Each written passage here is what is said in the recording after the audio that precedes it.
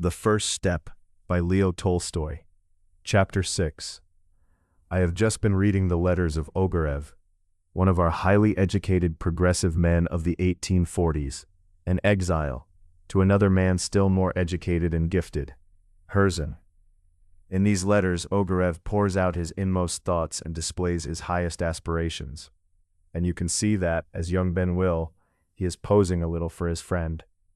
He talks of self-perfecting, of holy friendship, of love, of serving science, humanity, and so on. And in the same calm tone, he mentions that he often irritates the companion he lives with, because as he writes, I come home the worse for drink, or disappear for long hours with a lost but dear creature.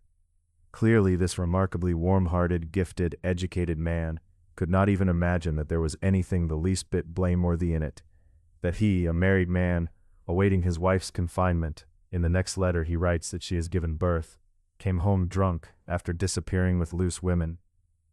It never entered his head that until he had begun to struggle with his leaning toward drink and fornication, and had won at least some ground against it, he had no business even thinking about friendship or love, let alone about serving anything at all.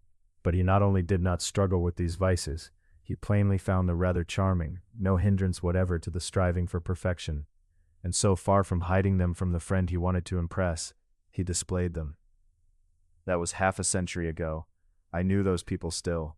I knew Ogarev himself, and Herzen, and men of that stamp, and men raised in the same traditions. In all of them there was a striking absence of order in the business of living.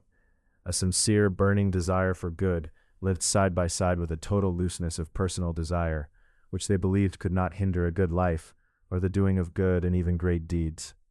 They put unneeded loaves into an unheated oven and believed the bread would bake.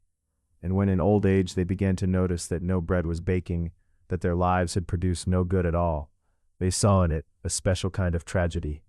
And the tragedy of such a life really is terrible. What it was for Herzen and Ogarev then, it is now for many, many so-called educated people of our time who have kept the same views. A man strives to live a good life, but the necessary order it depends on has been lost in the society around him.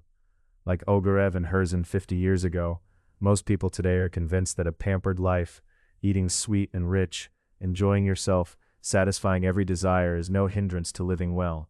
But the good life does not come, and they sink into pessimism and say, such is the tragic condition of man,